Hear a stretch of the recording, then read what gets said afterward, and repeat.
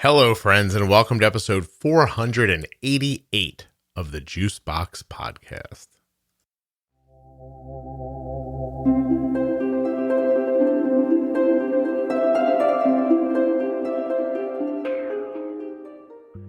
On this episode of the podcast, we're going to be talking with Sara. She recorded this while she was pregnant. She has since had the baby, and I'll tell you a little update about that at the end of the episode. This one's interesting because I recorded it twice. You'll see what I mean. I'll explain the whole thing in a second. Sara's terrific. You're going to love this. Let's just get started. Nothing you hear on the Juicebox Podcast. This is something you should remember, by the way. Please remember. Let's say it like that. Let's say, please remember that nothing you hear on the Juicebox Podcast should be considered advice, medical or otherwise. Always consult a physician before making any changes to your healthcare plan or becoming bold with insulin.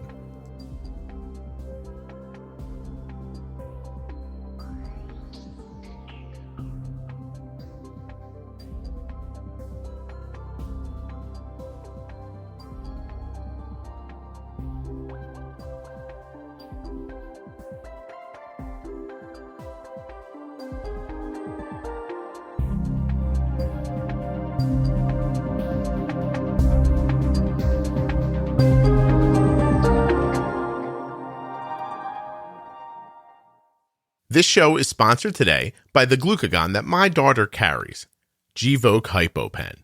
Find out more at gvokeglucagon.com/juicebox. The show is also sponsored by Touched by Type 1. Check them out at touchedbytype1.org, and by the Omnipod. Now you can go to omnipod.com/juicebox to find out if you're eligible for a free 30-day trial of the Omnipod Dash. It's pretty cool. Head over, take a look. Links in the show notes, links at juiceboxpodcast.com, or you just go to omnipod.com/juicebox. Let's start here by saying that you are one of the few people who I've interviewed and then somehow screwed over. Your file just didn't work. So we're doing this again, but you have big news since we talked last time. So we're just gonna talk over it. And the great news for you is I speak to so many people. I fundamentally don't know what we spoke about the first time. So this is going to just be like brand new to me. That sounds good. Do you want to turn off video or you want to keep it on? If you're all right with it, I can keep it on. I just don't have a lot of light in here. So I like it because then I don't interrupt you. Oh, cool. Well, let me see if I can just hold on. I can see you. I'm going to mute myself so to blow my nose because that's rude. Sara is now blowing her nose. She is finished. Oh, I didn't realize we were recording. Oh, no, I've been recording the entire time. Oh, cool. So introduce yourself. So my name's Sara. I live in Denver area of Colorado. I'm 27 and change. I'm a graduate student at a university in Colorado. I'm a type 1 diabetic, sort of. And I am 25 weeks pregnant. Woo! Hey, congratulations. With a baby, I'm assuming we're going to name Scott. Is that right? It's a human. I do not know the sex. Well, listen, I don't know what Scott works. I think it's a gender neutral name. It's really I have not. Some names picked out, but are they not Scott? No. But Terrible I'll keep that name, in mind. Isn't it? No, of course again. You won't. It's such a short, kind of curt name. It doesn't feel. I don't love it as a first name. So, anyway, and I don't expect you to name your baby after me. Can you imagine? We're going with family names. Are you? So you are related to people who are worthy of their names moving into the future? Just the first letter. So my mother-in-law has brain cancer. So the middle names for both sexes that we've come up with start with the first letter of her first name. That's very nice of you. Excellent. Yeah. Okay. So tell me something. You just said I have type 1 diabetes, sort of. What does that mean? So I was technically diagnosed with LADA, latent autoimmune diabetes in adults, when I was 26. So last March. I identify as a type 1, but I know that the medical community has issues with that occasionally. Really? What Do you know why? Yeah, so I think it stems from the origins of type 1 diabetes being juvenile diabetes, which in all honesty didn't make any sense anyway, because juvenile people grow up. Yeah, that's the goal, right? So Yeah. it's funny that how many things we say or do because that's just the way it is or something like that. So have you actually bumped into somebody who's like been like, that's not good usage because you were diagnosed later? Yeah. So I mean, on all my charts, I'm a type 1. I identify as a type 1. It's just my initial diagnosis was LADA. Right. But people sometimes think it's a part of type 2, which it's... Have you done your pro episode with Jenny about it yet? Not yet, no. Okay. Yeah. So my understanding, I'm not a doctor, but I feel like we all should have honorary endo degrees, to be honest. But my understanding is that it's a slower progressing form of type 1. So it's still an autoimmune that attacks your pancreas. It's just slower than, say, Arden or children who have it pretty rapidly onset. It just comes on pretty quickly and you have it. So it's not exactly like a long honeymoon where they don't think about it that way? I think it can be when you, just depending on when you diagnose it. Yeah, right. Well, how early do you think you caught it? And what was forget what people say. What was your experience? Yeah, mine is a little funny. So when I was 15, I swear I'm going to answer your question, but when I was 15, I had stomach issues. So I saw a stomach doctor who thought I just had acid reflux. And for 4 years, I was on omeprazole or whatever it's called, Nexium, whatever. And I felt horrible. So I finally decided to do something about it and went gluten-free and felt way better. Okay. So then I saw a different stomach doctor who diagnosed me with celiac. And then after my mother-in-law was diagnosed with brain cancer, I was stressed and traumatized and X, Y, and Z. And I was diagnosed with Hashimoto's. Mm-hmm. This was when I was, how old was I? 25 maybe. And then I went to an endocrinologist who ran antibody tests. And one of the antibody tests she ran was the GAD65, if you're familiar. I'm not. Keep going. So that's one of the, clinically, I can't tell you what that means, but I know that in layman's terms, it's, if you come up positive, it means you're positive for type 1 of some sort. Mm-hmm. So we can test the antibodies through TrialNet, right? I think there's 5 of them. Yep. So GAD65 is a different one. I think. Don't quote me on that. But well, you're totally being quoted, but I understand that you might not know for sure. No, I know. I'm not a doctor, but this podcast has no medical advice anyway. But anyway, I was really positive for GAD65. I think it's like under 5 is negative, and I was in the thousands. Mm-hmm. And at the time, this was in California, she told me, you might develop type 1 later in life. Just watch your A1C. And I remember it being in the mid to high 5s, which was not diabetic per se, but it was pre-diabetic at points. Mm-hmm. And I've always been active and vegetarian and gluten-free, and it just didn't make sense. Anyway, fast forward, I moved to Colorado. I established a new endo for my Hashimoto's. She was looking at my blood work and she goes, you're type 1, right? And I said, excuse me? Did you say, do you know you have no bedside manner whatsoever, right? Well, I was like, what does that mean? So she stuck a Libre on me for 2 weeks. I came back and they diagnosed me with LADA because I wasn't, in the 600s, 500s, 400s, 300s daily, but I would spike to the 250s occasionally. So that endo ended up being a ding dong. So I ended up switching to a new center, the Barbara Davis Center in Denver, which is phenomenal. Yeah, I've heard. They're phenomenal. And I walked in 3 months post-diagnosis on a Dexcom, no insulin, because the first endo refused to put me on insulin unless I was over 200 for 3 days straight. Really? You had to be over 200 for 3 days straight, or you couldn't have any insulin? That was her textbook diagnosis, yeah. This is the dodo, you're saying? The ding-dong, yeah. The ding-dong. Ding-dong. Ding-dong dodo. Nice. Yeah. Hey, what's the difference? Well, how was Hashimoto's explained to you?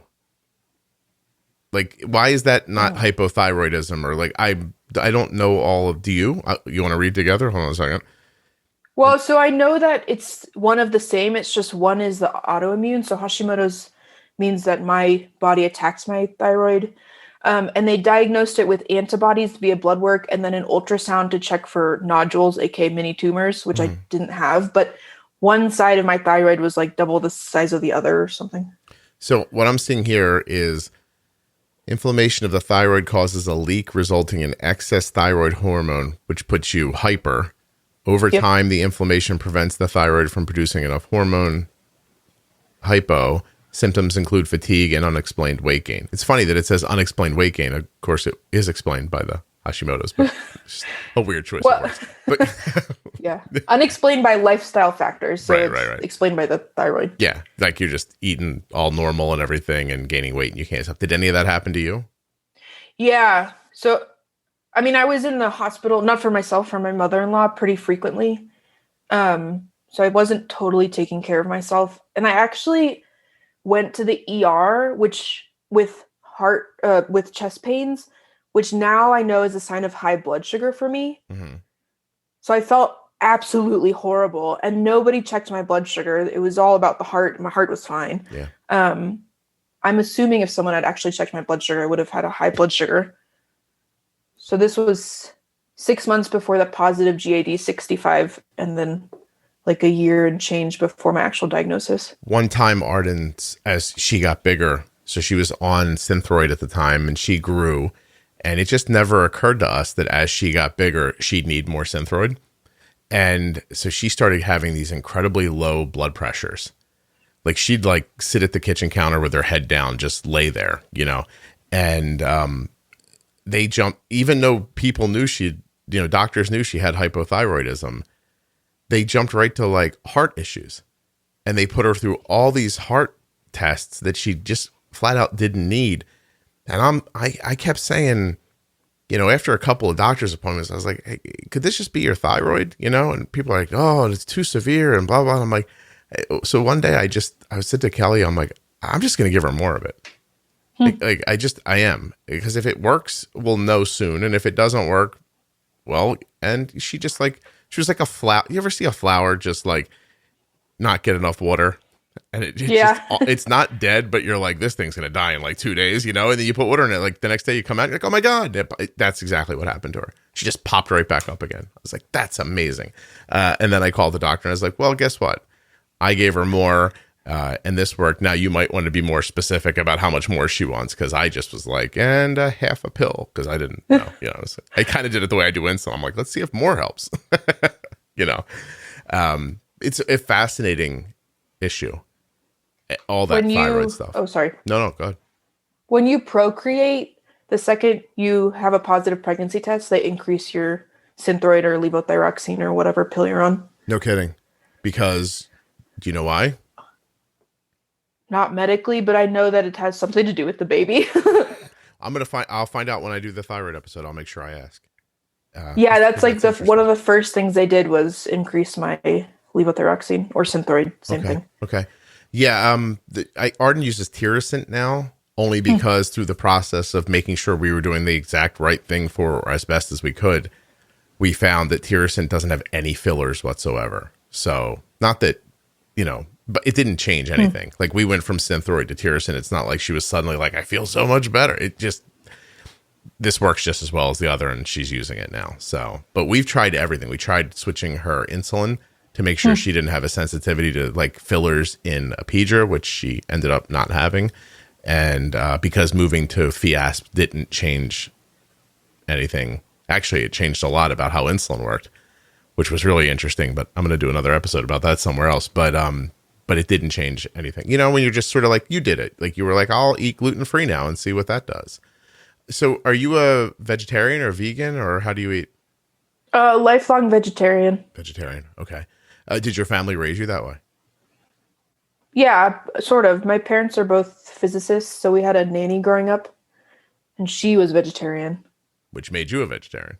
Yeah.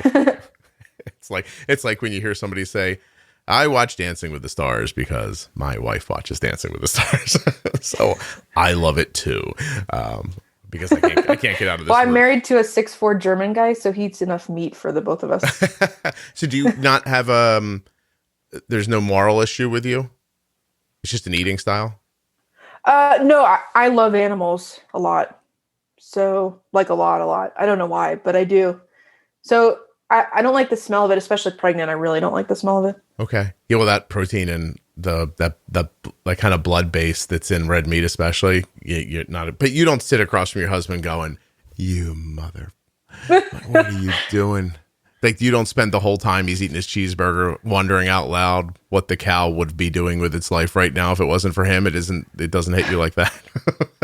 No, my philosophy is if they don't get mad at me for being a vegetarian or tease me with meat, then I won't do the same. I have a theory that everyone doesn't care so much about what other people do as much as the internet makes it feel like people care.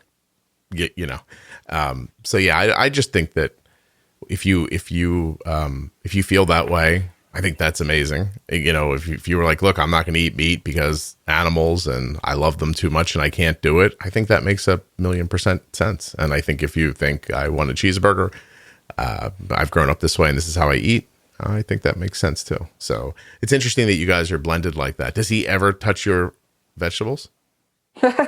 Actually, I don't cook. My husband cooks. Oh, so you can't complain at all. So, well, pregnant, you eat weird things anyway. But so when we moved to Colorado, he decided that our kitchen would be gluten-free, which was really generous of him because I have celiac. Yeah. So he eats completely gluten-free in the house. And then if he goes out, not so much with COVID, but he'll eat gluten. But we just finished our basement. And we have like a fridge and a toaster oven down there. And that'll be the gluten kitchen. Well, that's interesting. So a person who has no sensitivity to gluten at all can not eat it. And he probably doesn't experience anything different than when he does eat it. No, but we did 23andMe because I'm from an egg donor, which is unrelated to all this. But anyway, I wanted to see if I could find any half siblings, which I did not. But he has one of the two celiac genes and I have the other. So the kid's screwed. Hey, can the baby hear me? Good news, buddy. Yeah, I think they're asleep right now. They were awake earlier. Oh, wait, hold on a second. Did you say they? Yeah. Like, is there like 12 of them in there? Oh, it's gender neutral. Oh, I was like, I wasn't sure if you were going with pronoun there or if it was like literally like two. And I was like, I didn't think she was having twins. Okay. No, thank you. Yeah, you'd probably be bigger by now. You're a super pale origin too. So yeah. Is your hair red? Yeah, it is. Yeah. So are you more like Irish, English, that kind of vibe? So I'm from my father and then I have a twin and then we're from an egg donor and I did the 23andMe and I made my father do it to see what came up as, and I know you're adopted. So yeah, this actually might be interesting, but I've concluded that the egg donor was 100% Ashkenazi Jewish, which does not actually mean anything ethnicity-wise, but I've narrowed it down to that she was from Germany. But thank goodness I'm not related to my husband because I was quite nervous. What do you think you would have done if it came back and you were like really close in line? Would you have been like, look, you can stay as the cook, but we're not having sex anymore? I don't know. I didn't want to think about it because that's a little scary. It's completely creepy. Hey, the good news is if you stay married a little longer, you're not going to have sex anymore anyway. So don't worry about it. That's what I've heard. It won't matter. You'll just be like, hi. I mean, he's a great cook and I like him. He's nice to that kid. So it'll be fine. No, he's a really nice guy. I got really lucky. Yeah, good for you. That's excellent. I'm noticing I have more and more listeners in the Denver area. They're popping up more frequently. I don't know what's happening over there, but you people gotta stop getting type 1 diabetes so much, apparently. Utah, Denver are like way on the rise for the show. It's interesting. I guess maybe it's because of Barbara Davis Center because it's such a phenomenal.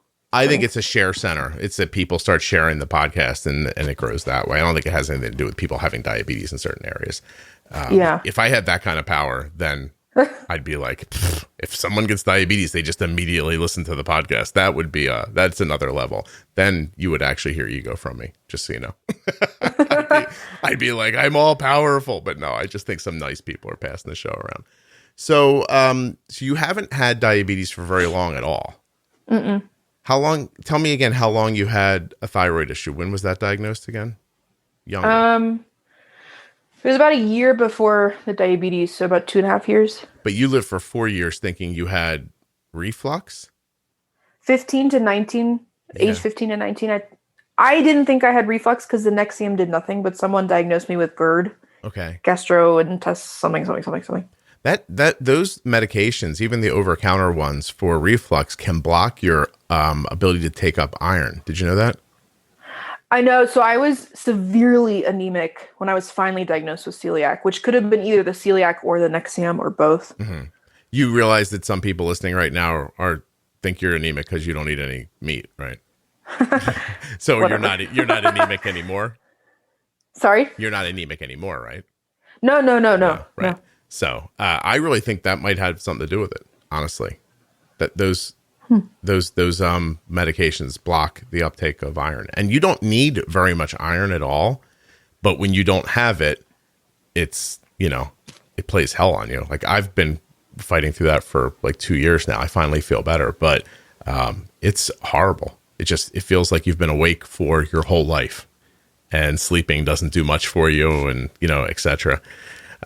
This whole body thing, it's a fine-tuned instrument. When you off-tune it a little bit, things just start going haywire. So tell me that actually. Oh, sorry. I was gonna say that actually sounds like Hashimoto's. Like you sleep forever and ever and ever, and you still are exhausted. So many of these problems result in the same kind of like that. That's why you have so much trouble figuring out stuff for Arden, because she also, her iron was low as well. Like, so she started getting her period, and it just, every time, it took us forever, I should say. Like, you'd look at her and think, let me start over. So she had the issue where she grew and the Synthroid wasn't enough. So she got super tired and her blood pressure went low. And then as her iron depleted, it looks exactly the same. Yeah. So then the doctors were like, now we know what this is. So they were giving her more thyroid, but she was anemic. But if you jack someone's thyroid up, you can make them hyper, which can mask your symptoms. So then the symptoms got masked, but of course that didn't last forever. And we were at the end of our rope. We were like, that's it. Why don't we just like we were thinking about maybe pushing her like in a hole or leaving her at a mall or something like that. Like it was getting tough. You know what I mean? And sure. One day, I figured out my iron thing. And once I got the iron back in me and my brain turned back on and my wife and I could talk about it like reasonably, I said to Kelly, I'm like, hey, do you think Arden's iron could be low? I was like, it's perfectly mimic it, now that I stop and think about it. And we took her in and her iron was incredibly low. Incredibly low. Yeah.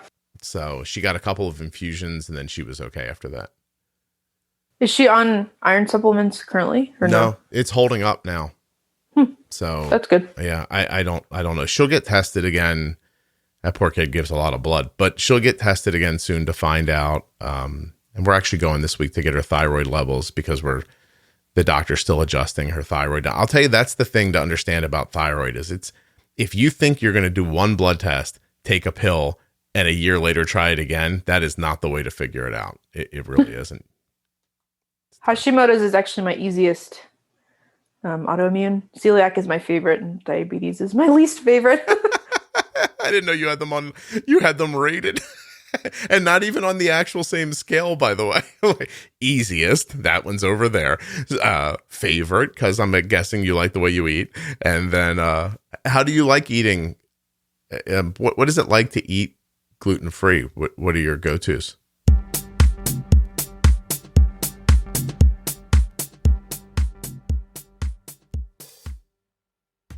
This is super simple. The Omnipod is a tubeless insulin pump. It has no tubing. It is not connected to a controller. You don't have to keep the controller with you because it's not connected by tubing. It is a tubeless insulin pump. It's a small device that is self-contained. You control it with a handheld unit that is in no way connected, right? So it doesn't have to be on you constantly. So try to imagine you're out going for a run and you have a tubed insulin pump. Well, you're running with a thing in your pocket. an insulin pump. That pump goes from a tube into a set where you get your insulin. With the Omnipod, you just have this little pod and it's stuck on your skin. It's just there. It's not attached to anything. Think about that just for a moment, how lovely that would be. Also, the Omnipod you can bathe with the Omnipod. Shower, a bath, go swimming, jump in the ocean, jump in a lake. You can do whatever you want with the water with the Omnipod. If you jump in the lake with a tube pump, it goes under the water and goes zzz, and it doesn't work anymore. That doesn't happen with Omnipod. And think of how often you touch water. You bathe like every day, right? Omnipod.com/juicebox. Head over there today to see if you're eligible for a free 30-day trial of the Omnipod Dash. Free 30 days of using the Dash if you're eligible. Find out at omnipod.com/juicebox. It's amazing. My daughter has had an Omnipod since she was 4 years old. She's going to be 17 in a few weeks. If you can do the math, that's like 13 years of wearing an Omnipod every day. It's been absolutely terrific. We changed hers today, this afternoon actually. If it took us more than 3 minutes to put it on, I'd be surprised. It's just amazing. Give Omnipod a try. Gvoke HypoPen has no visible needle and is the first pre-mixed auto-injector of glucagon for very low blood sugar in adults and kids with diabetes, ages 2 and above. Not only is Gvoke HypoPen simple to administer, but it's simple to learn more about. All you have to do is go to gvokeglucagon.com/juicebox. Gvoke shouldn't be used in patients with insulinoma or pheochromocytoma. Visit gvokeglucagon.com/risk.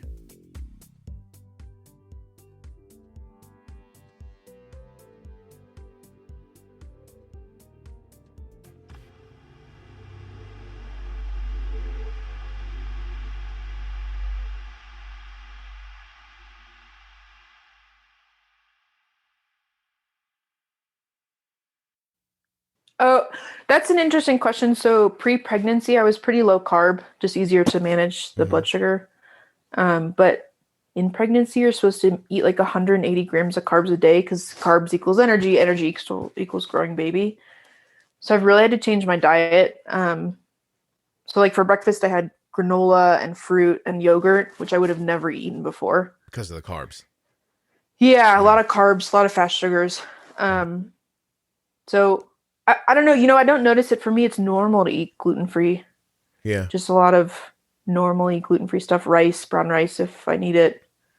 Polenta, spaghetti squash, things like that. I think I'm coming to the conclusion that for me personally, flour, whether it is in a cookie or bread, is probably the bane of my existence. Because I don't know about you, but I could get like a fresh loaf of bread and, just eat it over 3 days and not eat anything else and be perfectly happy. And I know it's not good for me. It's funny as you're talking, I'm preparing 2 days from now to record with a doctor who promotes a complete carnivore diet, like just the opposite way. So I've been doing this thing like I've been recording with people like how they eat.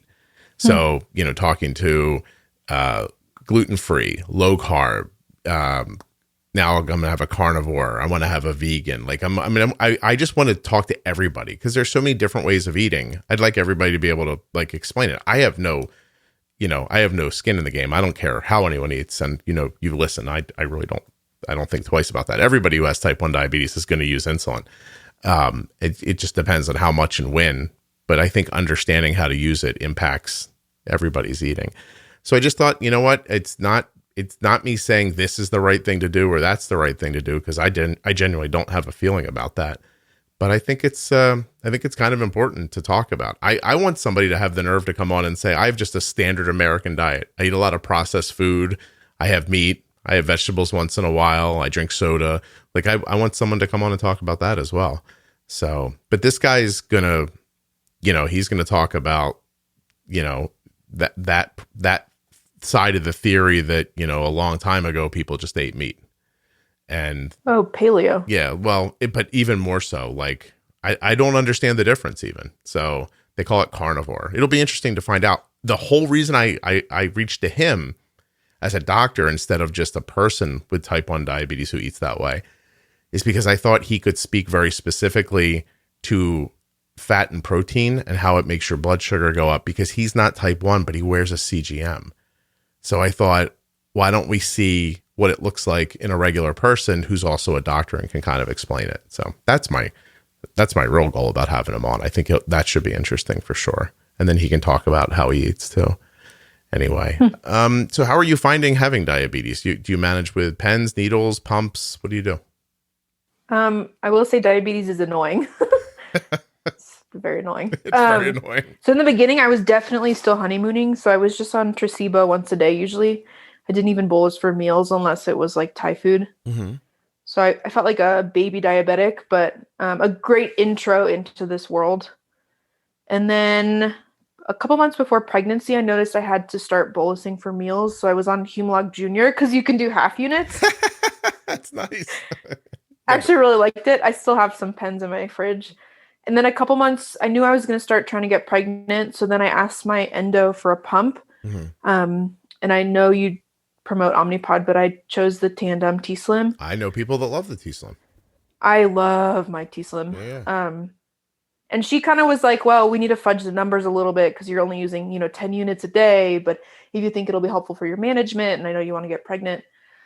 So now I'm on Dexcom and the T-Slim, and I'm in sleep mode 24/7 on Control IQ, and I love it. My A1C is phenomenal for pregnancy, and I feel pretty good, and I wake up in range every day. So what is your range? What are you shooting for? Yeah, so that's an interesting thing with Control IQ. So pregnancy, the textbook is they want you under 100 or under 90 fasted, and then under 120 post-meal, not over 140 ever. Let's be real, that's impossible, especially with insulin resistance. So I shoot for an A1C under 6, and however I manage that is however I get it. Yeah, that's interesting about the resistance. So how much did you said you were using like less than 10 units a day, but how much are you really using now that you're pregnant?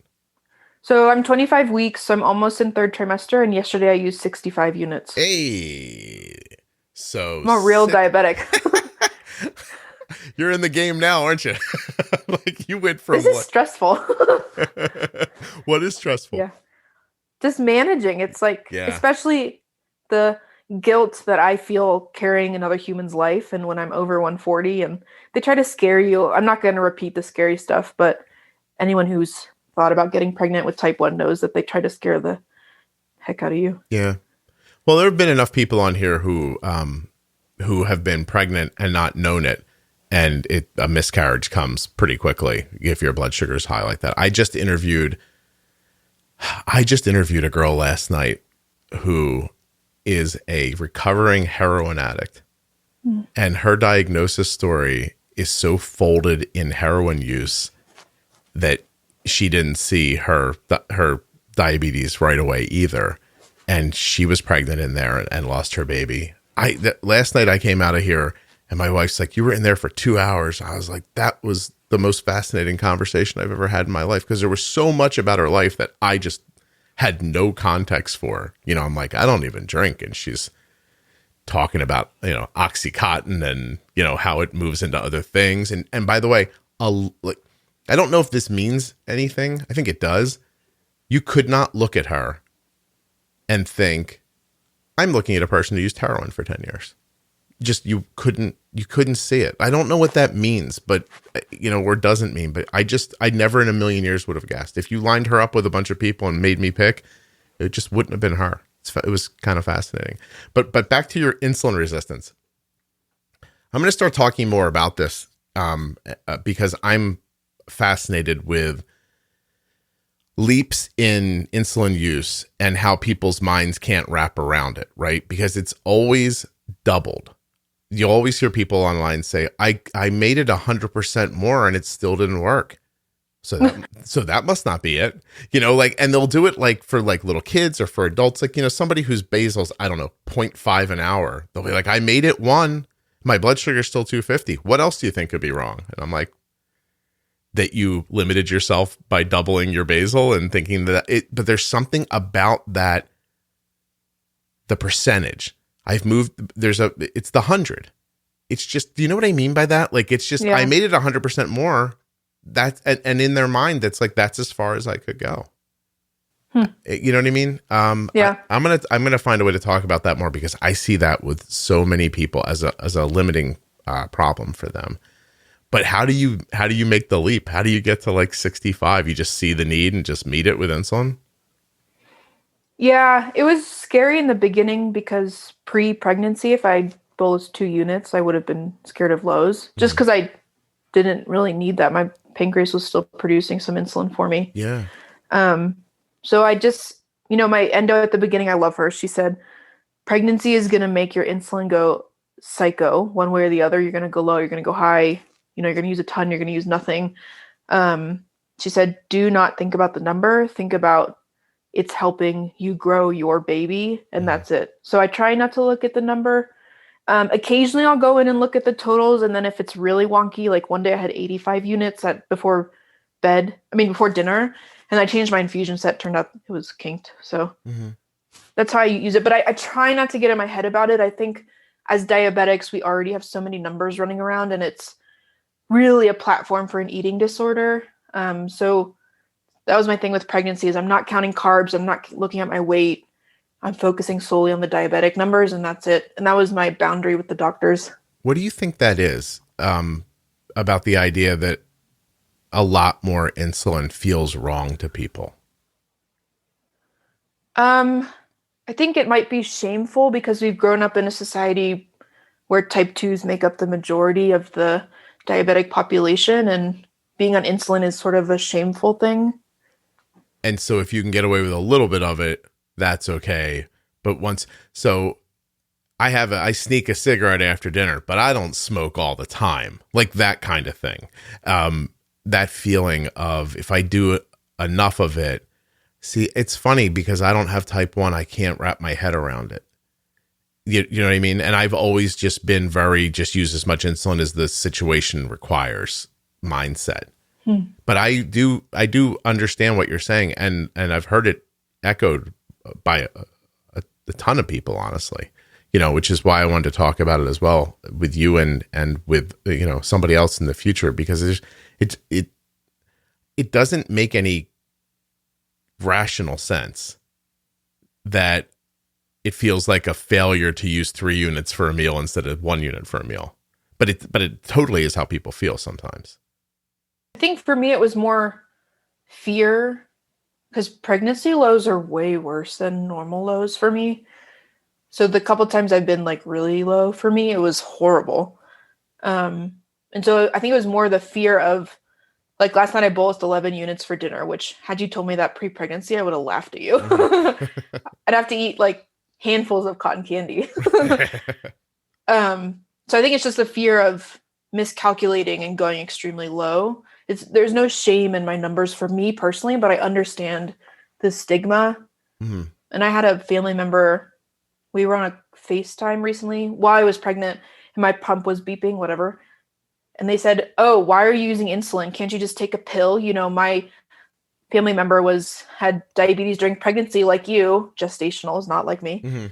She just took a pill. Why can't you just take a pill? You need less insulin. And I was like, we're getting off the phone now. I'm going to send you an email with academic articles about how wrong that is. So I think that's just the stigma in a lot of communities in America, unfortunately. Look who thinks they know something. Yeah, I was like, gestational, I wish. I would buy that. I would pay money to switch to gestational. Is there a switch I can throw? Yeah, I understand that. Listen, I understand a person having a different experience, not understanding your situation and voicing the experience. I don't get the doubling down and the being nasty about it part. That's strange to me, but it's very, very human for some reason. Everybody thinks they have the better answer, and it isn't enough to just share it with you. They want you to accept it. Do you think she thought she was saving you, or do you think she felt like, I know better than you and you're not listening? I wonder what that is. Not that you would know either, but I'm fascinated by that. I think it's an ageist thing as well. Oh, really? Just feeling like they know better because I'm in my mid-20s. Oh, yeah. You're young. You couldn't possibly understand this. like I do. Yeah, but I'm type 1. Yeah. How about I have it and you don't? But even like, Yeah. that translates right out, because we talked about it earlier, right? The way people eat. You seem to have what I consider a reasonable idea. Like I am, I eat vegetarian, and you can if you want to or not, and whatever. And not, I'm going to spend my entire life screaming as loud as I can at everybody who doesn't understand and believe what I believe. But boy, it really does happen a lot, doesn't it? So what did we talk about last time that we haven't gotten to yet, that your brain is going, I can't believe he hasn't asked me about this? Because I know there's got to be something. So last time we talked, I was still on injections. I wasn't on the pump yet. I was barely using insulin. So you really talked about, or you asked me questions, I think, about how it was being a slow onset diabetic and how that feels, and being integrated in a type 1 community when you're still sort of a baby diabetic per se. So you were trying social aspects. Yeah, you were trying, and you're involved online a little bit, right? Yeah, occasionally. Yeah. And did you just feel like an outsider? Like, I don't really have the same diabetes they have? So I did not feel that way. I don't judge people in their management of anything, medical or not. But people judged me, which was hard. And not just me, but like the identity of LADA or slow onset type 1. Okay. So that was, I'm a type 1. I just managed differently at the beginning than other type 1s. So is the larger issue, you show up in a space, your life's been turned upside down. You have diabetes, but you show up and these people don't think your diabetes is, I don't know, as diabetes as their diabetes. And so you're not the same and you get shunned away for that? Like, you're not allowed to be part of this group? I wouldn't say shunned, but I would say almost laughed at. Like I went, so there's a phenomenal adult type 1 meetup group in Denver. Not during COVID, pre-COVID. I love how everybody has to say that. I wear a mask, don't worry. like, okay, I believe you. But go ahead. Not during COVID, of course, but pre-COVID. And I remember going to my first meetup and being brand new, and I was still on Traceba. I just wasn't on very much Humalog, and I identified as a type 1 because that's what my medical records say, and it doesn't matter. Anyway, I remember someone being like, you haven't been in the 300s yet? You're not a real diabetic. It was like shaming me for having a half-working pancreas. It was really odd. Yeah. Well, you would think that people would say, hey, that's great. Do you want to know what's going to happen later? Because I could tell you, because it's happening to me right now. And I wonder if that just is from the people who their onset's very quick and they never got to experience what they probably seems like the classic definition of honeymoon, which is, a whimsical free time, and maybe they're jealous that it didn't happen for them that way. I don't know. Doesn't make sense to me. I mean, you're at a meetup group. You'd think these would be the people, excuse me, who would be like, let me explain more to you. I tell you, are you in my Facebook group? Yeah. Actually, I accidentally said Arden had Hashimoto's and you corrected me. Okay. So I think that is the most inclusive space I've seen so far. I don't see people arbitrarily being, snippy with each other, I think is probably the best way to put it. Like just wanting to infer my diabetes is worse than yours, or, like that kind of thing. I don't see that in there. It just hasn't been a problem. I keep crossing my fingers that it keeps going that way. Because I don't understand I guess there's a psychological understanding, but I just don't know what it is. I did have a couple people when I shared my story at these initial meetups that said, that's amazing. Keep your beta cells as long as you can. So there are people that are supportive and understand honeymooning and things like that. So these sort of negative folks are one-off, but I think changing my identity to type 1 as opposed to LADA helped a lot. Mm-hmm. Yeah, especially because I've now spoken to so many people who have or had been LADA, and they can't really define it. Do you know what I mean? Like, are you okay? What's happening? Oh, I'm just 143. Sorry, I'm in a bolus. Don't be sorry, we're bolusing. Pregnancy, it's like every second I have an alarm. You're bumping and nudging a lot, are you? Oh my goodness. Have you seen the T-Slim Connect app, the new app? I saw a picture of it. I haven't seen it like up close. Do you want to see on the video and we can explain it? Yeah, let me see. Let me pull it up. It's actually pretty cool. It's helpful for me. So it mimics your, it's going to take a second. I just pulled it, but it mimics your Dexcom. And then it can show you what your number when you bolused. Oh, I see. So now I'm at 143 and it told me I'm alarmed. Oh, yep. And I just gave 3 units extended. Okay. But you can scroll. How far? Oh, like Sugar Mate. You can roll backwards. I like that. Oh, that's yeah, you can see like I stacked and stacked and stacked and stacked yesterday. It's not stacking if you need it, Sarah. Yeah, but I just couldn't come down below. Yeah. And again, I know my control is way tighter in pregnancy, but you can see I was barely under 120 all day. That's really amazing. That's a good app. I like that. Oh, it's phenomenal. And you can see, you can't bolus from it yet or anything, but you can see like what my basal rate is, what my carb ratio is, the time I started my Dexcom. What's the functionality then? You alarmed? Did you pick your phone up or did you pick your pump up? My pump vibrated because it's set at 140 for pregnancy and I bolused. Listen, Arden's is set at 120 because I like to react sooner to avoid those sorts of things. We just made a pretty large bolus before I started recording with you. And she's like, I didn't get an alarm. And I said, no, my phone's set lower than yours.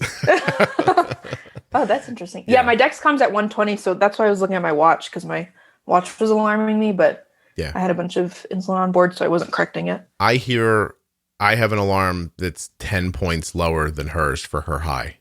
So that, sometimes we're not together, right? And sometimes it takes, communication time. So I'm always about knowing what I'm doing in time to make it a valuable decision. I don't want to hear 130 because the way Arden's blood sugars work, 130 is going to be 150. But 120, I can stop 150 is sort of the idea. And I do want to move it down. I would rather my alarm go off at 110 and hers go off at 120, but we're getting to that. So we'll see. I'm just trying to put her in a mindset. I think that's another interesting part of being diagnosed as an adult. My parents were not involved in my management. They never will be. Yeah. Ever. Ever. Yeah. You're like, no, for sure. They're definitely not. You should get that aunt. Sorry? Get that aunt to help you. Or whoever she was, I'm sorry. Yeah, the gestational who took a pill. Yeah, get her. I made the mistake of putting my mom on my Dexcom really early on. That wasn't, that was a mistake. So yeah, it's interesting as an adult because like my parents couldn't ever do this and they never did. That's the thing. Yeah. No, it would probably take you, you don't live with them. It would take you years to explain it to them and so they had it meaningfully. Let them listen to the podcast if they want to understand it better. And then they'll be up your butt. They'll be like, Sarah, we know what to do. We were listening to episode 214 and you'll be like, leave me alone. It's interesting because for labor, a lot of the hospitals make you go on an insulin drip. Have you heard this? Uh-huh. Yeah, I have. So I'm refusing unless I'm like in a coma because one, Control IQ is smarter than I am about my diabetes. So why would I give up control? But also standard is they put you on an insulin drip, check your blood sugar by finger prick once an hour and then adjust once an hour. You've seen the other side. You're not going to do that. You heard Samantha talk about it, right? About her delivery on the show. I think I listened to the first episode of hers. Okay. Yeah. She came on and talked about, she was, had her baby already and, he's very cute. And she talked about the delivery and how she managed, she set her husband up so that if something happened, he could keep doing it. They managed straight through on their own. Everything was great. And then after the baby, of course, her insulin needs like immediately went back down. She talked a little bit about, and we're going to talk more about this with some other people who've been pregnant, the how striking it was that after the baby was there, how they treated her like a standard hospitalized diabetic again. It was like, I think she said it was kind of shocking, the difference. Because the people, I don't think people really think about it in a hospital setting. You go into a hospital to have a baby. The people in that room are part of a team that work with the doctor. You've had that whole conversation with them. I'm going to manage my blood sugar, blah, blah. And that's all great. And then the baby comes out, and now you're in the hands of completely different people who you've never had that conversation with once. And now they're just like, this is how we handle people with diabetes. You're going to get a finger stick every hour. This is going to happen. And you're having this, she said, I think if I'm remembering correctly, in this moment where she was trying to just, convalesce and enjoy her family, suddenly she was in this kind of hellscape of being treated the way people treat you with diabetes.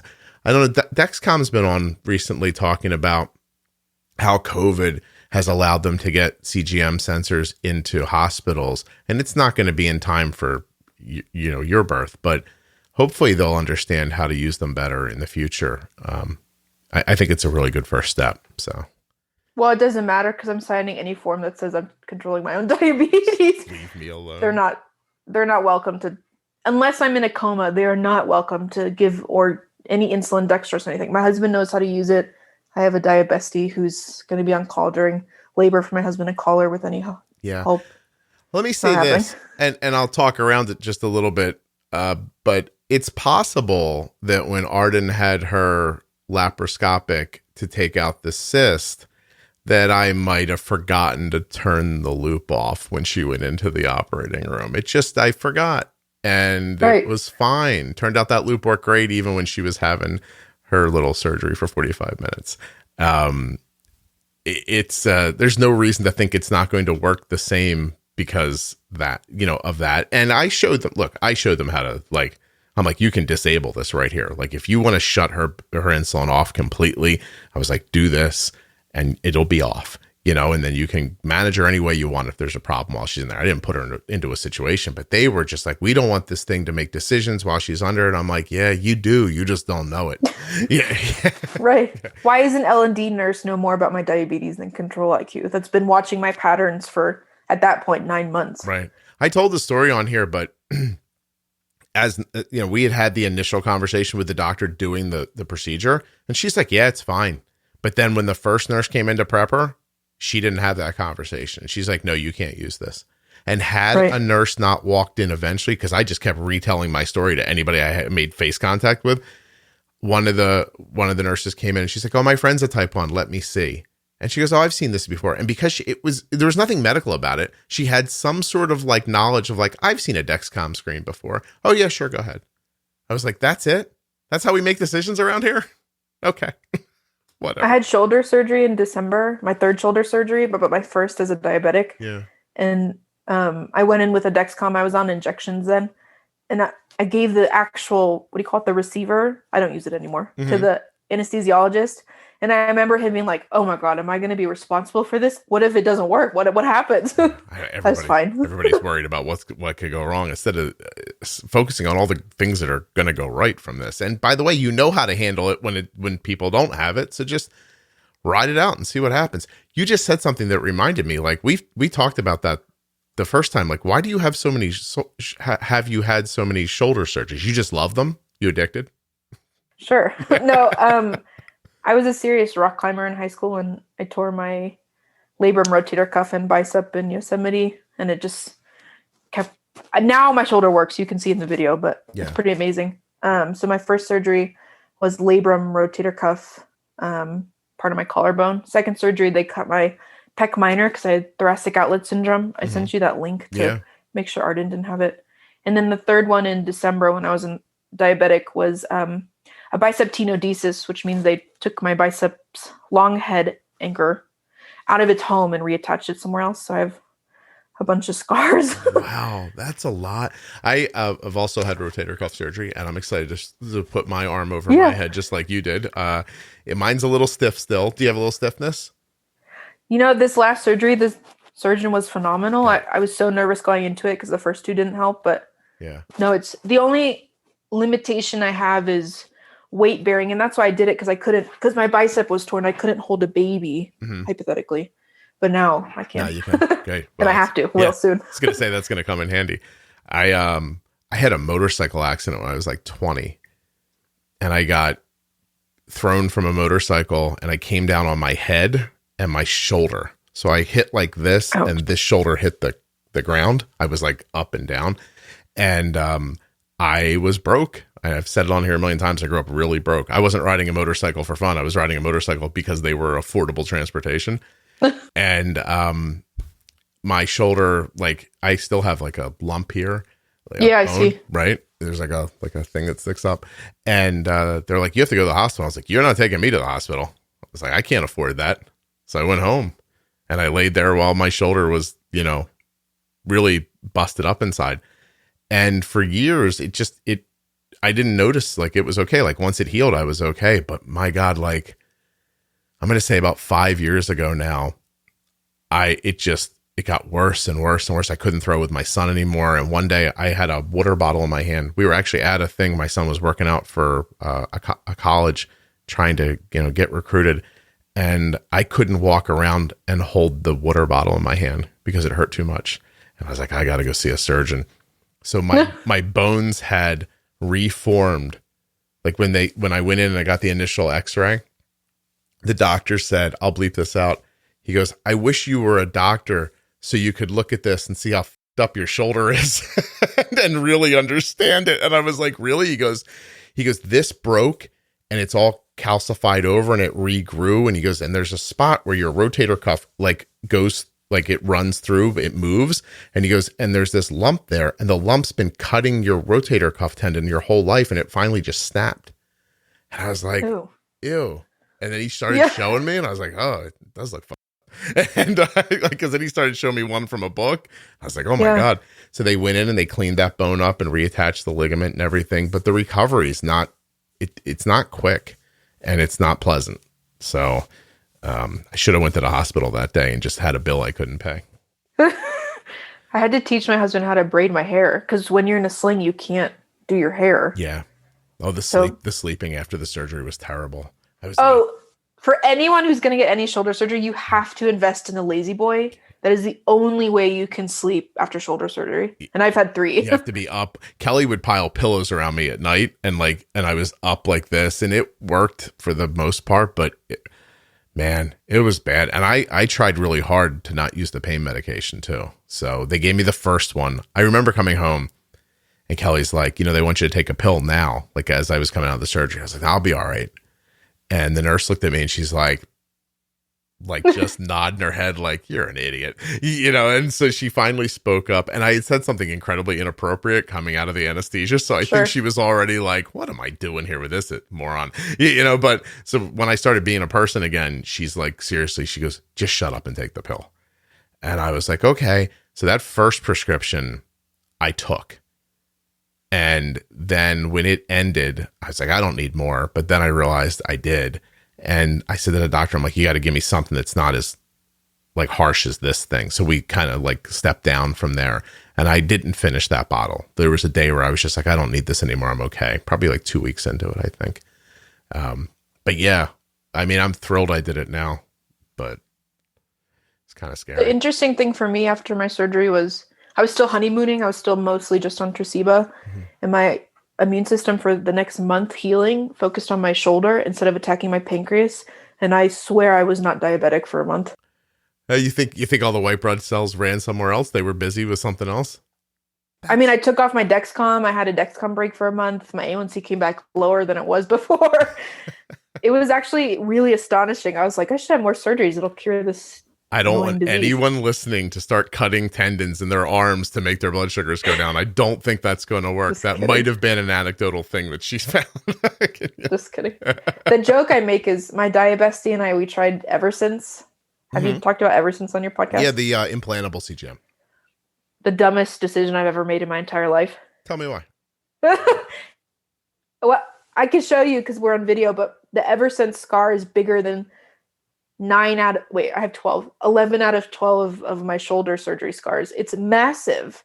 And it was painful, even though they inject lidocaine, and it was inaccurate. And I live in Colorado and I'm active where it's sunny. And anytime I was in the sun, the stupid thing read over 300, even though I was well within range, just because the sun affected I don't know. It was the dumbest decision I ever made to get that stupid thing. Eversense CGM sensing technology. The dumbest decision I've ever made. Oh my gosh, it was horrible. That's not going to sell it. It was a horrible device. Are they still making it? It went out of business, didn't it? Didn't COVID push it out of business? I hope so. But really, I have a diabesity Sarah. We're like doppelgangers. It's kind of crazy, but we met online in the online diabetic community, and we tried Eversense around the same time, and that's how we became friends. No kidding. Well, they still hated it. They still have hope. You became friends because you hated it. Yeah, she posted on Instagram about how much she hated it, and I was like, "Wait, I hate it too." Well, they still have a website, so I guess they're still in business. But I felt like I heard towards the beginning of COVID that they couldn't ship product or something. I forget now. I really don't know. Honestly, I'm just saying things I could be completely wrong about, but I feel like that's something I heard. Yeah, I think it seems like they're still chugging along here, but miracles happen. What it makes me feel like is, imagine you put on a Dexcom sensor that wasn't working really well, and you couldn't just take it off and put on another one because it was under your skin. That would be that seems like an issue to me. But I wore the Eversense and the Dexcom for 2 weeks together. At the end of the Eversense, I only wore it for 2 months, and then I called him. I said, "Get this stupid thing out of me." Right. Anyway, it was so incorrect. It made my management worse. It was horrible. Jeez. Well, that's a ringing endorsement. I love Dexcom. I love Dexcom. Did we set this up? Tell people we did not set this up to say, because I heard you say earlier, I know it's in people's heads when they know the show. Like you're like I asked about your pump, and you're like, well, I know you promote Omnipod, but I have a t:slim. I don't think of it as promoting Omnipod. I think Arden uses an Omnipod. I love it, and I can speak about it from her experience. She loves it. She could speak about it from her experience. And they buy ads on the podcast. Like, I don't think I don't know. Like, it might be a distinguishment in my head that's unimportant, but like, I'm happy to talk about your t:slim pump. And I don't think Omnipod thinks people don't believe there are other insulin pumps, So I think once they come out with Horizon or whatever they renamed it, it'll be a game changer. But for me, I couldn't give up the Control IQ. You wanted the algorithm. Yeah. Omnipod 5. I think they're going to call it, I think it's Omnipod 5 with Horizon, but I'm not even certain, but it does sound fancier like that. Yeah. Yeah. I've talked to some people who are in trials, and they're not supposed to talk about it. And I definitely can't tell you what they told me, but it sounds like it's going well to me. So if it's anything like Control IQ, it'll be a game changer. Yeah. No, I think it'll be, Loop is stunningly amazing. So I think these algorithms are, for anybody who wants them, just once you get the settings right and you sort of just understand how it works, you know what I mean? And you can play in the sandbox. It is an algorithm, and with some comfort, it's amazing. I'm astonished by it. It's, and when we first started doing it, Arden would say, why are we doing this when we're so much better at it than this is? And I said, well, sweetie, I agree with you. I was like, but I have slept a little more. So let's try to keep going and see what happens, because I'm almost 50 and I don't know how much longer I can get up once a night every night of my life. I was like, it's okay once in a while. Like she was a little high last night. And people will probably laugh at me. Like, I didn't go to sleep until like 2:00 last night because Arden's blood sugar was stuck at like 145. I'm sure most people were like, you're an idiot. You should have went to sleep. But I was like, I could fix this. So like I fixed it. I got her back to 90. And then I was kind of, then I started a TV show. So I was like, well, I'll just finish my show. And then I went to sleep. But I guess had the Netflix thing not been in the mix, I would have been asleep more like 1:00, which, but I just didn't want her to be 150 overnight. So is she not looping right now? She is. It just wasn't. Oh, I think what I'm thinking, because she made basal changes this morning. I think her basal was a little low. I think this sedentary Zoom lifestyle is starting to catch up with her a little bit. So yeah, I'm a graduate student and I teach on Zoom, all remote, and I sit on my behind all day. What do you think of teaching online? Do you think it's commiserate to being in person or no? I love it selfishly, but I know my students are really struggling with being engaged and learning. Mm-hmm. And my son's talking about, he's incensed sometimes. He's just like, I'm teaching myself. It's like, this guy's speaking about one of his professors. He's like, he makes these videos and then he chats during class, and then you have to go back and watch those. He's like, it's almost like you're in two different classes, first of all. And he's like, you don't have the ability to look up and just say, hey, you just said something here. It didn't make sense to me. You know, you have to take a note, and you have to go to office hours. And if you don't have time, you know, he's like, sometimes people's office hours are during other classes, and I can't do that. There's no kids to walk out of the room with and look at and go, hey, did you understand like all that those pieces? And he takes some pretty tough courses. So it's been like a struggle for him. He's a really good student, and it's been a struggle for him. Arden seems to love it. I don't think if you said to Arden she never had to go back to high school, she'd be like, all right. I agree. It's good with me. We could eat during class. We don't have to worry about packing snacks. She's in her bed right now, like up against the wall with her knees up and her laptop, and she's got like a bottle of water over here, and you know, she seems pretty but you know, she's not moving around as much as she needs to be. I think that's clear from her insulin use.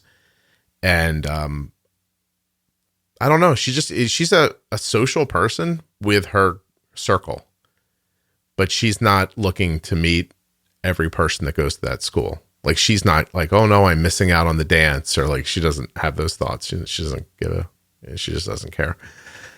But anyway, so is it easier for you to teach on Zoom or learn on Zoom? You know, both. I was so nervous about, this sounds ridiculous, but I live in Colorado. I was nervous about in December, 8 months pregnant, waddling around an icy campus. Yeah. I don't have that worry anymore because I just waddle from my toilet to here and to my bed. What's your from the toilet to here to my bed? The life of a pregnant person. And the fridge, that too. Arden probably wouldn't want me to tell you that she took her computer into the bathroom once, and she's like, the teacher called on me. Her video was on? No, she did that. Oh. You know, they show like the top of the head thing that they all like, just, they don't like, the video's on, but you don't show them anything. So she muted her video, walked in, just, sat in there, and then she got called on. So she turned the video back on, just showed the top of her head, answered, and shut it back off again. But she's like, Dad, wow. I was taking a. See, my students, to get full attendance, they have to be present, full face view in the camera, dressed not in pajamas, and they can't be moving around because it makes me nauseous. Yeah. For full attendance, you have to be like you're in class. I'd rather you be in pajamas than move around, just so you know. But, oh, yeah, absolutely. That makes me so nauseous. Yeah, she's dressed and everything. Like, she gets up and she gets ready and, all that. She's just like, I thought I could get away with it. And I was like, yeah, you should have known that wasn't going to work. You should just say, hey, look, I'll be back, But she's like, I didn't want to miss anything. And I was like, I hear what you're saying. That doesn't work out usually. That's funny. She got pinched. That's comical. Yeah, it was a good time. What are we not saying that we should be saying? Anything? This is a nice conversation. I just don't know what we talked about. Lada a little bit. We talked about Hashimoto's. I think so. Last time we talked about last time with the recording that got deleted, we talked about the trauma and autoimmunes. Mm-hmm. And my area of study was another topic, which isn't that important. Yeah, I was about to ask to remind me what your advanced degree is in. So I study communication, singular, which means I study human-based theory, and my area of research is twofold. The first is sexual violence on college campuses, how we communicate about it, or really not, and then because of my recent diagnosis, I've also switched into how we communicate about disabilities, specifically invisible disabilities such as type 1 diabetes. And did you get into that practice because of a personal situation? Yeah, so that's what we talked about last time, was my experience as a sexual assault survivor and how that's really fed my interest in this area of research. Yeah, I do remember now. It's hard to ask about twice. Do you know what I mean? Like, okay. the first time it's sort of like, hey, so how'd that happen? And then you trip into it and you're like, well, I was, and then I'm like, okay, now we're talking about it. But now when I know what the answers are going to be, it's hard for me to want to ask you the question. I'm experiencing a very strange feeling of, but that really that's an insight into me, in case you're wondering. Like, I had no trouble with it the first time we did it because I didn't know it was going to come up. And now that I understand the direction that the conversation would go, I don't have it in me to ask you about it. You don't have to. No. I'm happy to talk about it because it's public knowledge, but I also recognize that it's a content warning for a lot of folks. I don't listen. That's not the part I mind. I really like, I don't know. Maybe it's because I can see you this time too. I don't know. I'm trying to, cause I was just thinking before it came up, you are really a tremendous communicator. And so it makes seriously, you speak measured, you don't speed up or slow down, you laugh appropriately so that it doesn't overwhelm my conversation. You're waiting for my cues. You're a great communicator. And I'm trying to figure out what's wrong with me that now that I see you and you're younger and I all that, like, do you know what I mean? Like when it's just a voice, I can just put you, I don't know. Well, it's very strange for me. But would you mind telling the story? No, so I will give a content warning for folks who may feel triggered by sexual violence. I'm not going to go into detail at all because that's personal, but right. Long story short, in my undergrad, I transferred from NYU to a school in Colorado. I liked New York City, but I liked rock climbing more. And my first year in Colorado at undergrad, I made friends with someone in a rock climbing group. And long story short, again, content warning, he got me incredibly intoxicated. I was 19, incredibly intoxicated, and took advantage of me in his apartment. Mm-hmm. And I reported and I'm not going to use the word because I think it's quite triggering for folks, but the university called it non-consensual sexual intercourse, which we all know what that really means. Yeah. But anyway, I reported this incident to the university and to the police because he was a member of the university. And I'm not sure if you're familiar, but most people sign codes of conduct or something similar for universities. One of them is, I won't steal from the dining halls. I won't harass people. I won't commit violence against people. Right. It's a different level of proof. So through the university, he was found guilty per se through the code of conduct for a couple of things, including what I just said, and was kicked off campus. And then I went through the police system, which we know is very hard to find a conviction.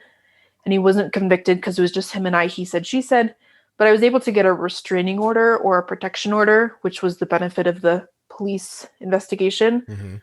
Anyway, long story short, the university didn't handle it right because they were going to allow my assailant back on campus a semester after he committed the violence. And I was furious. So I ended up, I'm going to say this very nonchalantly, but I ended up filing a Title IX complaint against my university in Colorado with the government because I was really mad at how they mishandled it. Yeah. And so now my research is in Title IX and how policies around sexual violence on college campuses don't meet the practices, even though they may sound phenomenal on paper in their policies. The practices don't really line up because they want to cover their behinds. Is that the crux of it right there? It's just about not being liable. It's about the college not wanting to open itself up to you suing them because they hired this person. Is that, do you think, at its core, why it's not prosecuted differently or why he wasn't kicked off forever? Or do you know what I mean? Like, yeah. So, the laws have changed recently, partially for politics, but I will say, so, universities are afraid of getting sued on either side, and I threatened to sue them. We settled out of court. This is all public knowledge, so I'm not telling you some big bad secret.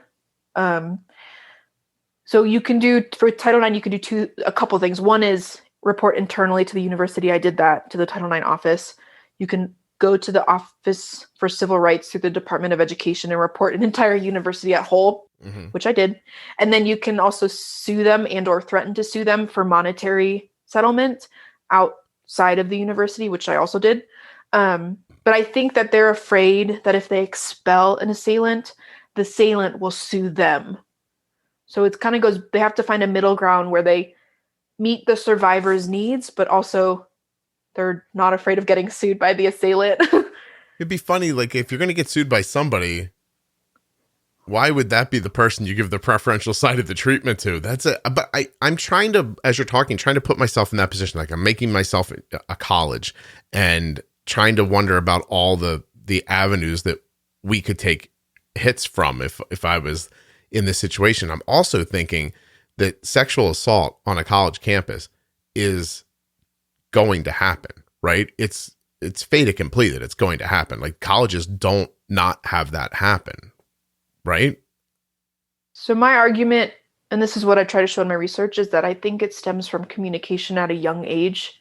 So you know how, hopefully you didn't do this, but I'm not judging you if you did, but you know how when you have toddlers and you're tickling them and they're laughing and they're saying, stop, stop, stop, and you keep tickling them, Mm-hmm. you're breaking their consent. So my own research-based philosophy is that we need to teach what consent means from a very young age, pre-sexual consent, so that when we get to the age where there is sexual consent, people know what consent looks like, doesn't look like, feels like, doesn't feel like. So there's no ambiguity in the situation, if that makes sense. It does. No, it makes a lot of sense. And how you could carry that into adulthood, it could show you, like, everybody knows a person who doesn't want to be touched if they don't know it's going to happen, or, you know, you can't just walk up to them and give them a hug or a kiss. And some people just really don't care. You know, it's a very personal thing, and it's not just personality. It definitely comes from something in their past, you know, something that happened to them or was just a norm in their home that didn't jive with who they were, or something as horrible as this, you know. 90% of college sex assaults are acquaintances. So it's not the typical story you hear of in a back alley behind a dumpster, guy grabs girl off the street. It's most of them are acquaintances that they know and are familiar with. And typically there's a lot of substance abuse involved, alcohol or drugs or whatnot. Yeah. That sounds about right. Okay. Wow. Yeah. I know how to end on an up note, don't I, Sarah? Well, you know, we talked about this at the beginning. Last time you're like, wow, I did not expect us to talk about this. I didn't want to, it's important, and I didn't want to let it go. So I just didn't know I was going to have so much trouble bringing it up the second time. That was really crazy, because so for clarity for people, before we say goodbye, I had to change computer systems. And when I migrated, Sarah's file didn't migrate the way I thought it did. It migrated as an empty shell. And I sat on my old computer system for months, but I'm so recorded out in the future that by the time I got to wanting to put your episode up and I found an empty shell of a file, the computer that I'd saved, I got rid of. And it was just taking up space, and I blanked it out, and I got rid. It was junk. Actually, that's a lie. I gave it to my mom. Okay. She's 78. She just needs the internet and stuff, you know? So, I blanked it out and gave it to her. And then I actually got her, if you can try to imagine, I got my 78-year-old mother on the phone. I was like, I need you to search my computer for Sarah and let me spell the last name. And she's like, search. And I'm like, the spyglass, Mom, click on the spyglass. And it's just like, I was like, but she did a good job, and she searched the computer and it wasn't there, which I didn't expect it to be. It was my last ditch effort. And then I had to do the difficult thing of contacting you and saying, hey, I was about to put your episode out and it turns out I messed up. So I really appreciate you coming back on and talking about all this again. But we got the extra bonus of you being pregnant. When are you due? You said you're 25 weeks now? So technically February 3rd, but they induced diabetics between 37 and 39. So Could mid-ish be in January. Yeah. Are you excited? Are you nervous? I'm absolutely thrilled. I think I've wanted a baby my entire life. I was just getting my husband on board. So we're going to do some baby classes next month. He's going to do a daddy boot camp. Good for him. So he's getting him on board. What does that mean? Like, we can afford it. We can do it. Like, laying out all the intricacies of how you're going to take. What are you going to do with the baby? Like you just like put it in like a crate when you go to work, or you think you'll leave it with a person, or how do you think you'll handle that? So I'm taking a year off graduate school, medical leave, to be a mom. Okay.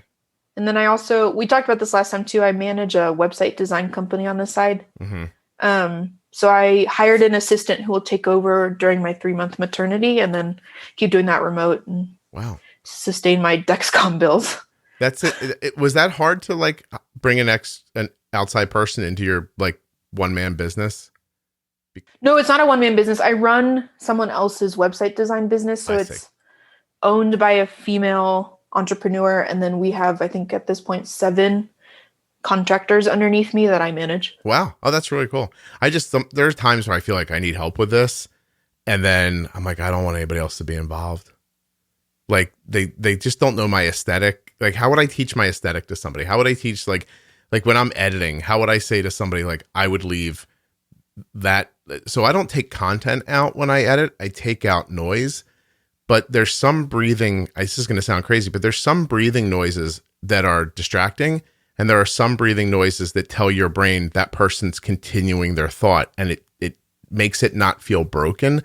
And I don't know, I just, as I'm editing, I hear it right away. I'm like, I don't want somebody, this will be distracting. This needs to be here. I don't know how I would teach that to somebody, but I don't know. Maybe I'm more of a control freak than I thought I was. That's okay. Cause it's not your brand, but it's you.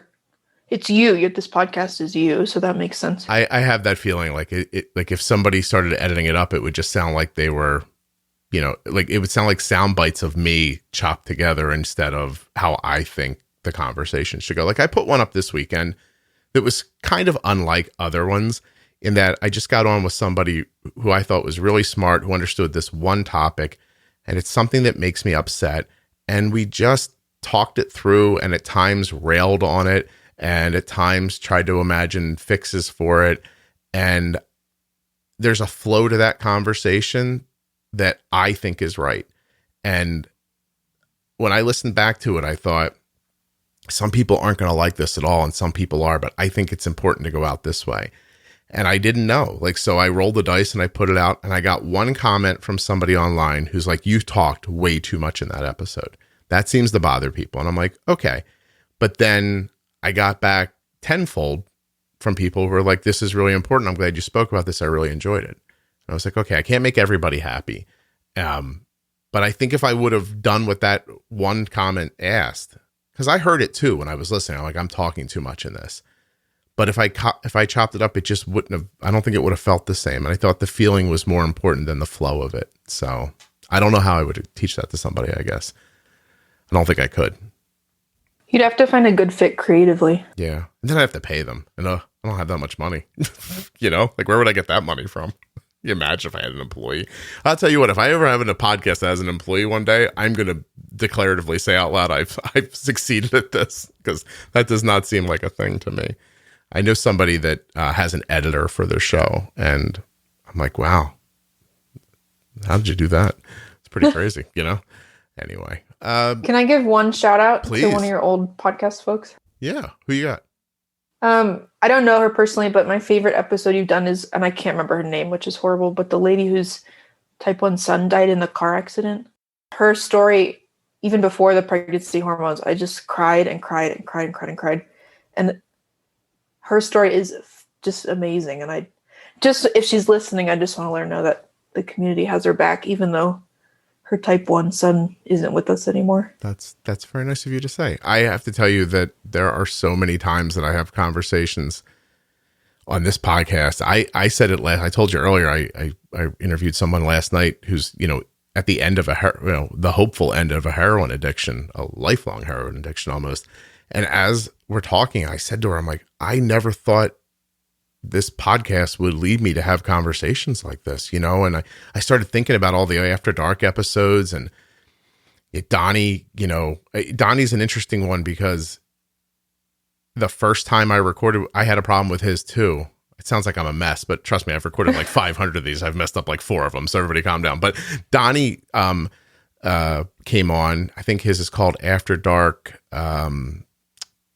Trauma and Addiction.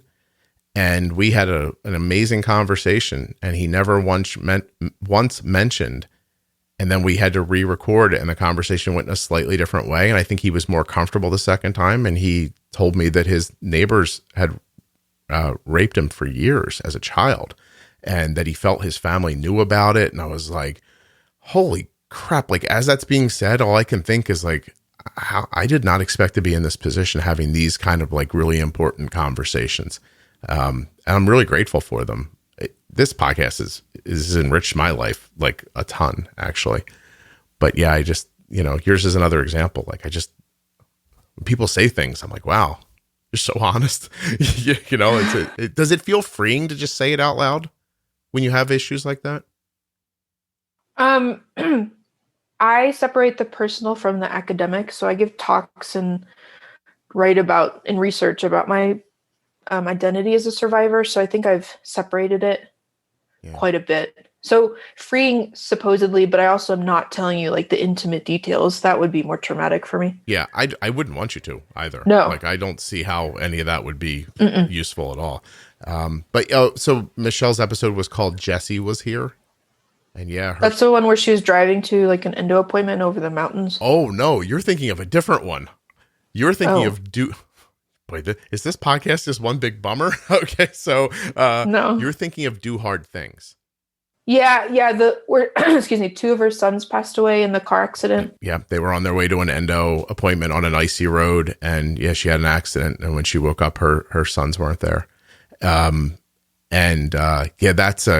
That's a crazy story because she sent me an email a significant amount of time after her son had passed away, like years, I think, and to tell me that she still listens to the podcast. To feel connected to him, right? Because of the diabetes. And I was just like, I got that email and I showed it to my wife. I'm like, what do I do about this? You know, like, what am I going to respond back and go, hey, thanks for being a listener? Like, I was like, there's no way, like, I have to have like a real conversation with her.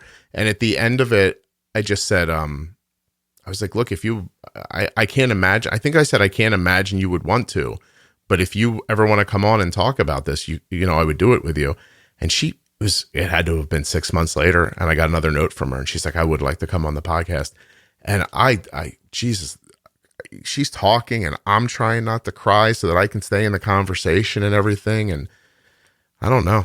This is, I joke sometimes, like when people are like, what do you do? And I'm like, I have a podcast. And, you know, I joke that it's weird because I'm older and stuff. But, you know, in all honesty, it's been one of the greatest things I've ever done. So I'm really Her story really touched me. She's a phenomenal mom. And you can tell through the podcast. Yeah, I'm glad. I really am. And it's nice of you to say. I hope she'll hear this. So thank you very much. I hope so. I want to be her friend. Do you really? I think you live in reasonably the same area. So if you just ran outside and started yelling her name, you might find her. Although, how far are you going to get before you get out of breath or have to pee? Probably not so far. Oh my goodness. I get out of breath walking up the stairs for good reason. This baby's healthy, so that's good. Good for you. I'm excited. All right, so let me know I'll tell you what, it's October now. When the baby's born, you send me an email, tell me all about the baby, and at the end of this episode, I'll read your email. Oh, okay. You know what I mean? Like we had this, you know what I mean? So when we go from they to whatever. He or she. Yeah. All that stuff. Let me know. I have a feeling, but I'm waiting till birth for the sex. Do you want to say your feeling here so it's recorded? Sure. So I think that her sex identity is female, because I think that she moves when I say the name that we've picked out for female, and I also dream about having a female child, so I'm curious if I'm correct. Now I'm curious. Excellent. All right, now I sit on this one until I get your email, and then this one goes up. Okay? Okay, sure. All right, have a great birth. Congratulations. Please tell your husband, you know, he'll get used to the idea. The baby only cries for like the first like handful of months, and then it's just smooth. I'm lying. It's terrible. We have 3 dogs, so we've done babyhood just through dogs instead of humans. Yeah. Get a saddle for one of those dogs and see if you can teach the kid to ride it. That really would make my day if you could figure that out. It actually really hurts the dog's backs. It's not. Damn it. Nothing's fun anymore, Sarah. The world used to be free when you didn't have to worry about other people. Like the 70s, I know you don't know about it. I mean, it was great for the people who didn't care. And the people who did care, really terrible as I'm looking back now. But I used to get bullied by this kid when I was little. And nobody thought anything of it. There was no one stepped in. My parents were like, yeah, figure it out, toughen up, you know, that kind of thing. Now this kid would be arrested. He used to hold us underwater in a pool. Like that's assault. Yeah, back then it was, they called it a life experience. It was how do you turn yourself into the person that crazy person doesn't want to drown? That was pretty much my summer that year. Like, you'd want to go to the pool because it was hot, but you're like, this kid Craig is going to hold me underwater, you know? If you're listening, Craig, it wasn't fun, just so you know. Yeah, that was mean, Craig. Yeah, no kidding. Although I have to say, I did develop a lot of personal skills, like, you know, how to like make people like you and, do a little song and dance to keep things from, I don't know. Maybe the podcast would suck if Craig didn't try to drown me when I was 10. Don't give him credit. All right. I'm with you. He didn't do anything. All right. My husband taught one of the Aussies to jump up on the nightstand into the crib so it can soothe the baby so that we don't have to get up. So your play here, let me make sure I understand as we're finishing up. Your husband's idea was if the baby should get uncomfortable at night, need some soothing, you've taught a smaller dog how to go up on a nightstand and into the crib so it can cuddle with the child. Yeah, we have too many Aussies, so we taught the smarter of the Aussie how to, which is not safe. I acknowledge this, but maybe when the kid's bigger. No, screw all that. If you do that, I want that on video. I need. I can send you one of the dog doing it without a baby. It knows how to get in and out of the crib by itself. Seriously? All right. Yeah, he taught the Aussie how to do that. I'll text it to you. Send that to me too. Okay. See, here's the problem with you and I. We could talk forever, so we're going to stop now. Thank you. You're very welcome. Have a great day. I really appreciate you giving your time twice like this. And I will double save this, put on an external hard drive, a thumb drive, and I'll remember the entire conversation so I can reenact it if I have to. Sounds good.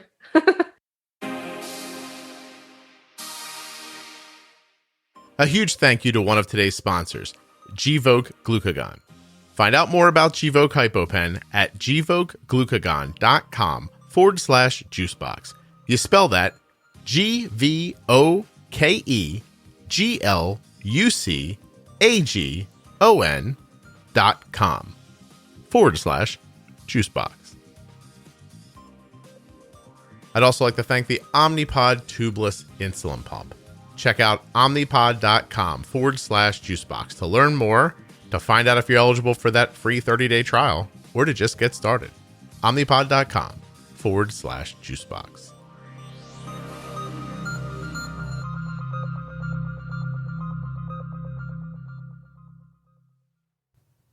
And now let's have a little update from Sara. Hey, Scott. Baby came at 36 weeks due to complications and is now 3.5 months and healthy. I went from 150 units of insulin in my last week of pregnancy to using Humalog a couple of times a week while breastfeeding. Postpartum kicked me back into honeymoon, so I'm enjoying it while I can. Pregnancy and diabetes is really hard, but it's well worth it. I encourage anyone interested in becoming pregnant to find an entire medical team to work with that they fully trust. Baby girl wouldn't be here without the knowledge of the MFMs that I worked with. And surprise, the baby girl's name is Scott. All right, it's not really Scott. But I mean, one day, one of you is going to name a baby after me. Just takes one. I think I have a dog right now named after me, but that's not, I mean, it's nice. Don't get me wrong, but I'm looking for a human being. Thank you so much for listening. I'll be back soon with another episode of the Juicebox Podcast.